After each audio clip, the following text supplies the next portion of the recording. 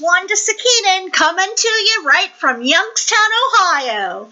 Tonight, my presentation is on free lead generation. Let's get started. Okay, so everybody wants to know, where do you begin? I mean, online, offline, it's just crazy. I mean, people want to sell you leads. They think they've got the best program. They've got the best suggestions. But I'm telling you what, speaking from my experience so far, I say it's best to generate your own leads. And I know this can seem even more confusing because it seems like if you can just buy some real quick, problem solved, but not always the case. That's why I'm saying get your own leads. You don't have to scratch your head like this guy down in the corner, and you don't have to get all frustrated on the phone like this guy in the other corner. So let's move on and we'll see what suggestions I have. Now, some of these are going to be very redundant for the people that really have been in any type of internet marketing, but in case you're a beginner, I'm going to cover them anyway. So, your best online leads are through email, text or chat conversations, phone calls, chat rooms, advertising, video marketing, social media, an auto poster for your ads, blogging, and website and capture pages. Okay, now starting out with online leads, and a lot of this is going to be redundant for some of you if you've been doing any type of internet marketing or direct sales online. But in case you're a beginner, I'm going to cover it anyway. So you've got email, you've got text and chat conversations because, again, you need to build the relationship before you're probably going to get the business. That's just how it is. There's phone calls, there's chat rooms, advertising, which you can do tons of it online for free, anywhere from Craigslist to Facebook groups to Twitter, Pinterest, LinkedIn, YouTube. We could probably be here all night, but you get the picture. And there's a lot of other places that I don't even know about that you can post free ads. You just have to search. But also to invest a small amount, like $25 in a Craigslist ad, is just priceless. Video marketing is really huge, so you definitely want to tap into that. Social media, which is what we've talked about a little bit already with Facebook and Twitter and so forth. Auto poster that will do your postings for you to the social media, and you can schedule when that can take place. So that's pretty cool. Also having a personal blog talking about different things from trending events to your product reviews and everything in between. Very popular now. Also, having your own independent website, I think, is a great idea, along with a capture page. And if you don't know what a capture page is, it's pretty much like when you go to a website and before you can see that information, they want some of your information. So that's when a lot of times people will get out of there. So I feel asking them the bare minimum is what I do. I just think that's what works the best. I usually ask for their first name and their email address. That's it. Okay, so here we are with the offline marketing, which I've been having a blast doing this. I really didn't think I would at first. I was so apprehensive, a little bit fearful. I didn't know what the heck was going to happen. But now that I'm doing it, I really love it, actually. And, I mean, your leads are endless here. I'm telling you, this I think, is one of the best ways to market still.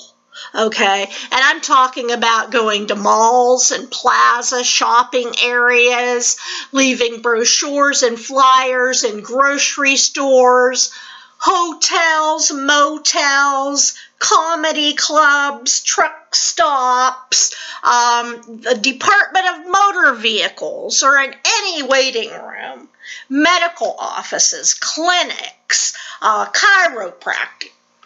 chiropractors, massage therapists, spas, hair salons, nail clinics, anywhere you see a newspaper stand, even if you pay for a newspaper and you put some of your brochures or flyers in there, you know people are going to take them because they want something for free. So it looks good to them. Put it in those little newspaper boxes. Any type of bus station, train station, subway station, airports. People are waiting at these places. Do you know how bored they get?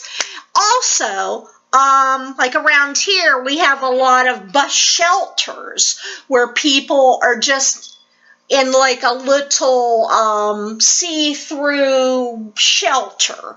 And they could sit there for sometimes an hour. There you go. Put some in there. Laundromats.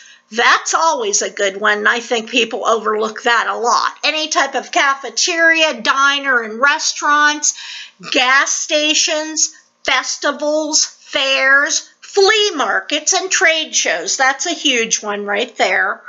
Highway rest stop areas. Gotta get them in there, right? Any type of bulletin board. I don't care where the bulletin board is, okay? I don't care. It can be in a church. It can be in a social hall. It can be, anywhere. At my mom's house. I'll put one up over there. I don't care. Okay, and I think we already went into the newspaper stands. Okay, I've kind of lost track of where I am now. I'm all disoriented a little bit, but you get the picture. What I'm saying with offline marketing is the sky is the limit. So most importantly, you've got to be creative with finding leads. When you're marketing anything, any type of business, any product you're selling, you've got to be creative. Yes, you can get tips from what everybody else says and what everyone else is doing, and maybe that'll work for you, maybe it won't. Everybody's got different personalities. We're all in different regions of the country. Our neighborhoods might be different. You might even be out of this country. So, therefore, you got to be creative because not everybody is where you are, okay? So keep that in mind. So, under being creative, I've got target untapped markets. I think this is huge. It varies by your region or neighborhood. But for instance, around here, I am starting to go into physician offices, medical clinics. Yes, I'm going to do that. I'm going to put on a white coat and do it. Subliminal messages. Okay, number 2, market in unusual places. Like I already told you this, you don't have to do what everyone else is doing. However, it is super to get ideas and to network with others in your field. You just have to do it. Number 3 is your friends, family, co-workers, and acquaintances. Just keep talking to them, okay? I mean, keep talking about your business. The more excited you get about it, the more excited they will eventually become. Number 4, don't get in a slump. Stay consistent. Remain upbeat and motivated. You don't want to be dragging your butt around telling people, God, I can't sell anything or whatever. Oh, boy, I'm poor, whatever, I mean, you just want to stay motivated, upbeat, and absolutely consistent because people know, they see what you're doing. They know what you're doing, okay? And they are going to make it a choice in their own mind whether to deal with you or not based on a lot of what they see and hear from you.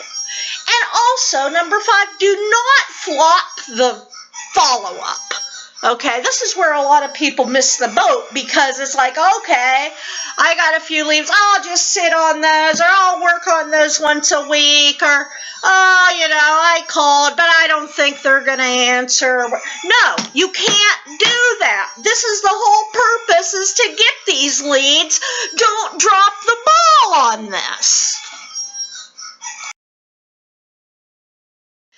Okay, now we're going to get to the best tools to do the job as far as offline marketing. And some of these will cross over into online marketing as well. But for sake of this, we're just going to talk about offline marketing.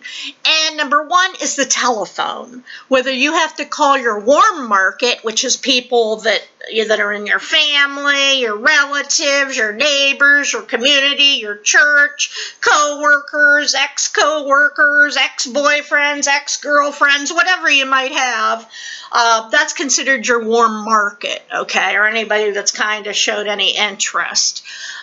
But there's also a lot to be said about cold calling. And really, to get the best training on that, you really ought to hop in on these calls every Tuesday night at 7 p.m. Eastern Standard Time with Jock T. Morris, Atlanta's own shirt and tie guy, and he is absolutely phenomenal. You can listen to him dial in cold calling, and it's amazing. He makes it look so simple, but I'm telling you what, that is the best teacher you're going to find for that. But picking up the phone is the start, and you're going to get better as time goes on. Business cards. Everybody's got to have business cards if you're in any type of serious business or you want people to think that you're serious, and they're cheap enough. Get a high quality business card. Make sure your information is spelled correct, and you didn't mess up on the phone number, or there wasn't a printing error, because you got to get your stuff straight, okay, before you go and present this to the rest of the world. Brochures are also great. I love the brochures I have. They're tri-fold. Next time I'm just going to get some with different products on it and that kind of thing, but I love it. They always have a place for your label of your personal or information for your business. It's a great thing. And the brochures, you can leave them places, you can hand them to people in person, you can even mail them, and not just to people, but to businesses. Testimonials are great because, for instance, if you have a weight loss company, okay, you can show like before and after pictures, and there's no words to describe what is happening there. They've lost a couple 100 pounds or even 50 pounds. It's amazing to see that. And these kind of things will sell. Blitz cards are great. They are just one card, kind of combining a business card and a brochure into one, but it's one sheet, kind of like with a laminated effect, with images on both sides, with room for your label. It can have your products or however you want to go about it on there. There's so many. And you'll want to check your prices on stuff like that because it does vary quite a bit. Drop cards, I've heard people get really great results from these. They're just a little card, similar to like a business card, but a lot of them look like money, like a $100 bill, a $50 bill, a $20 bill. And then on the other side of that, or inside of them, then they have your information about your business. These can be left anywhere. On the ground, on a park bench, anywhere. Who isn't going to pick that up, right?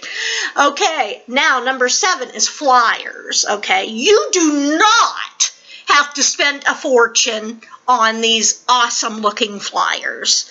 You can if you want to, if you have nothing better to do, but I'm telling you what, my best results come from making my own cheap little flyer.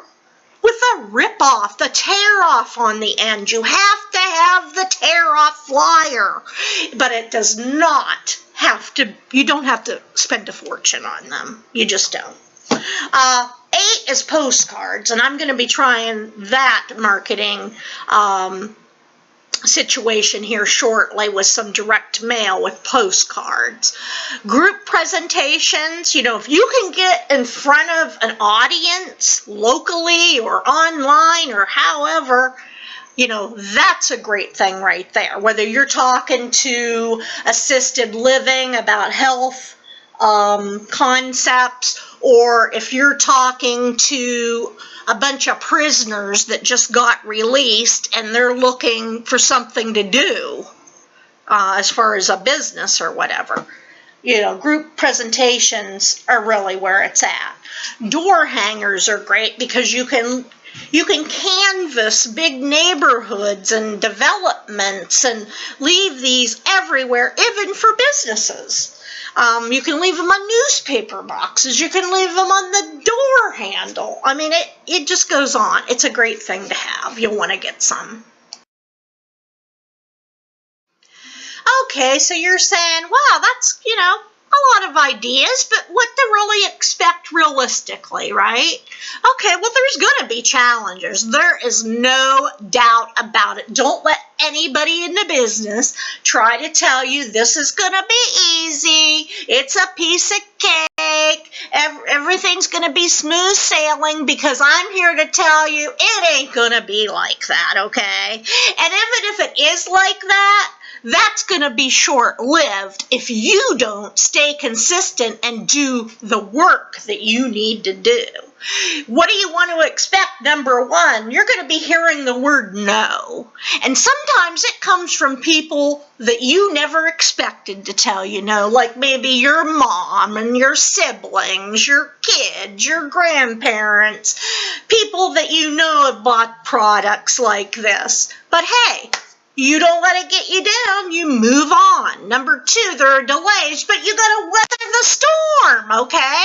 You can't just quit and say, hey, you know, this ain't for me, whatever, because this is the kind of business that you've got to work your tail off in the beginning and reap the rewards later, but it's only going to happen if, number one, you do the work, and number two, you stay in the game and remain consistent.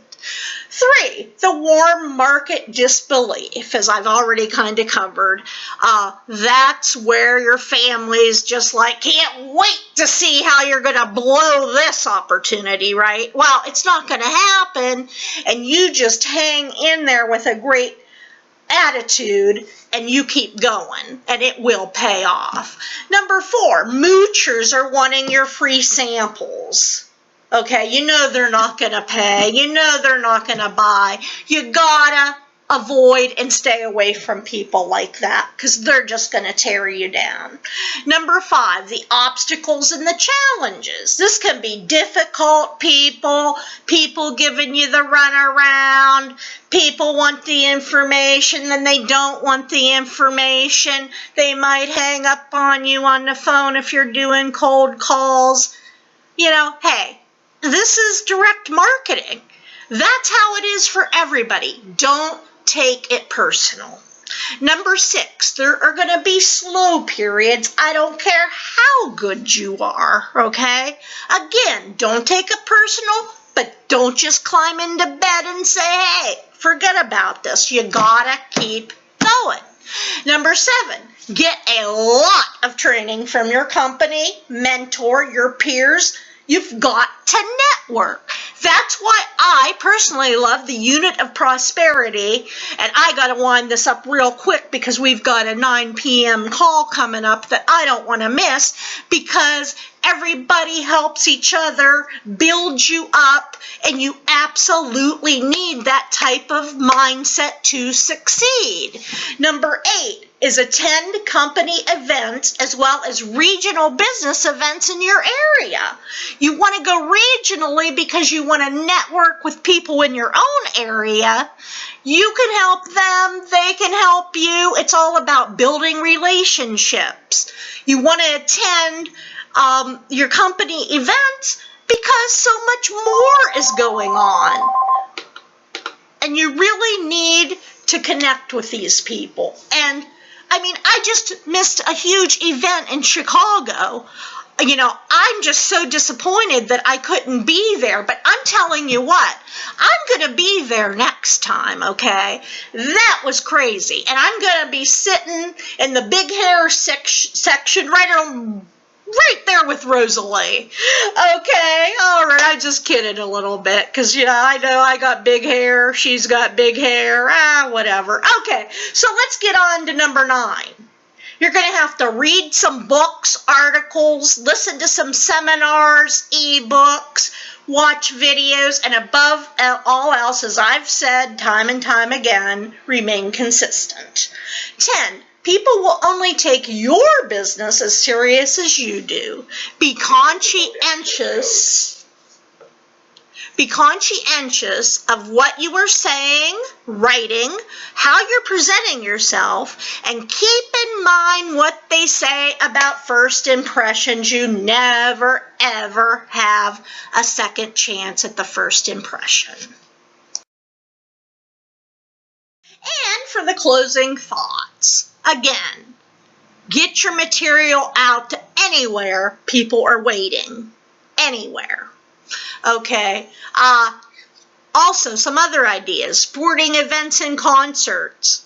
Mom and pop shops. It's not all about going to places like Walmart and the mall. Even the little places. They buy too. Unemployment office, Social Security office, and welfare office. People are constantly waiting there. Phone books, the yellow pages. This is online and offline.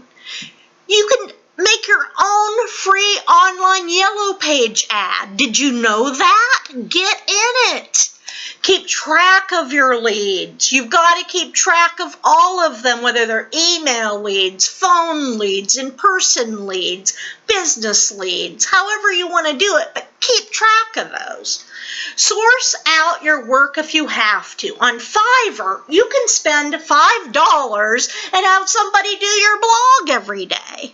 I mean, it's unreal what some of these people will do for $5.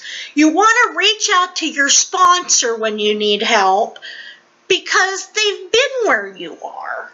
They might have some other tips that you haven't thought about because you're learning, they're also learning. They might have learned something new that they can share with you. And lastly, videos. Get them out there. You've got to do them. Make it consistent. Make it every day, at the minimum once a week. But there, when you're first starting, I really think you need to do videos once, maybe even twice a day.